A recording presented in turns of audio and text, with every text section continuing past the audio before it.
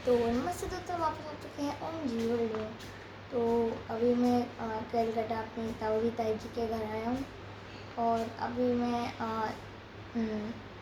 ताऊ जी से ये पूछूंगा कि इंडिया पहले सोने की चिड़िया था पर अब क्यों नहीं है। तो इंडिया पहले सोने की चिड़िया था पर अब क्यों नहीं है। आ, ये बहुत इम्पोर्टेंट प्रश्न है जिसको कि बहुत कम लोग समझ पाते हैं। भारतवर्ष को पहले गोल्डन स्पैरो कहा जाता था, सोने की चिड़िया। और सोने की चिड़िया हम इसलिए कहलाते थे क्योंकि हमारे जो व्यापारी हैं, हमारे जो यहाँ के प्रोफेशनल्स हैं, उस समय सारी दुनिया में फैले हुए थे। यहाँ हमारे पास जो प्रोडक्शन होता था, जैसे मसाले हैं, खाने के सामान हैं, और भी बहुत सारी कला शिल्प की वस्तुएं हैं, बहुत सारी चीज़ें, उनको हमारे व्यापारी यहाँ से लेके जाया करते थे। तो ये नाम हमारा दिया हुआ नहीं है। ये नाम जो है वहाँ पे जो रोमन एम्पायर में क्वींस थी, जिनके पास जाते थे और उनको ये दे के आते थे, उनका दिया हुआ है कि कितना भी सोना हम लोग बचा के रख लें, क्योंकि उस समय करेंसी एक ही थी, गोल्ड।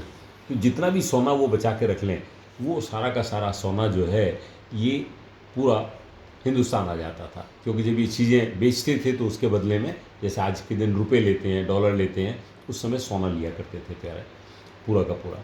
तो हर 5,000 साल में इतना सोना आता था, इतना सोना आता था कि बाहर से के देशों से कि हिंदुस्तान भर जाता था। आज भी यहाँ के हर छोटे से छोटे घर में जो है कहीं ना कहीं किसी न किसी रूप में, गहने के रूप में या सिक्कों के रूप में, किसी भी रूप में यहाँ पे सोना जो है ज़रूर रहता है। उसी तरीके से आप देखोगे कि सिल्वर हमारे यहाँ बहुत रहती है। क्या आप जानते हो कि सिल्वर की एक भी खान हिंदुस्तान में कभी नहीं थी? सिल्वर हमारे यहाँ ज़मीन से निकलती नहीं है। सिल्वर बाहर से निकलता, बाहर होता था केवल। और हमारे यहाँ इतनी सिल्वर है कि पूरे सिक्के हमारे सिल्वर के थे। सारा हिंदुस्तान केवल चांदी से भरा हुआ था। आज भी हर घर में आपको बहुत चांदी मिल जाएगी। छोटा घर हो, छोटी चीज़ मिल जाएगी, बड़ा होगा, बड़ी चीज़ मिल जाएगी। क्योंकि चांदी जो है वो मेटल हिंदुस्तान में रिकॉग्नाइज़ किया। हमारे साइंटिस्ट जो थे उस समय के, उन्होंने देखा कि इससे ज़्यादा जो है डिफरेंट अच्छी अच्छी क्वालिटीज़ वाला कोई मेटल ही नहीं है। तो उन्होंने सारी की सारी जो दुनिया की चांदी थी, कोशिश की कि हर तरीके से हिंदुस्तान में आ जाए। आज हम चांदी के एक्सपोर्टर तक हैं, बिना उसको किसी भी तरीके से प्रोड्यूस किए हुए। तो इसलिए हिंदुस्तान जो है, क्योंकि इंडियंस जो है उनकी जो बेसिक कैरेक्टरिस्टिक है वो है एंटरप्रेन्योरशिप। हम एंटरप्रेन्योरशिप जो है जितने भी लोगों में है अच्छे से डेवलप्ड, मतलब हमारी बिजनेस करने की कैपेसिटी, हम इस चीज़ को रिकॉग्नाइज़ करते हैं कि ये चीज़ चलेगी नहीं चलेगी, उसको फील करते हैं और उसको बेच पाते हैं, बना पाते हैं, बेच पाते हैं। उसको कहते हैं एंटरप्रेन्योरशिप। तो सारे देशों में कौन सा सामान कहाँ लगेगा, कहाँ नहीं लगेगा, वो हम जानते थे।